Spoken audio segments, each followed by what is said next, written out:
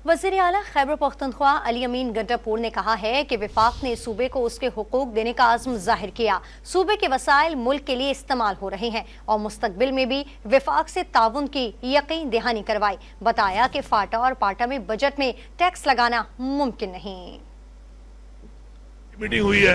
और हम तो हमेशा की तरह ये कहते हैं कि हमारे जो सूबे के वसाइल हैं पहले भी वो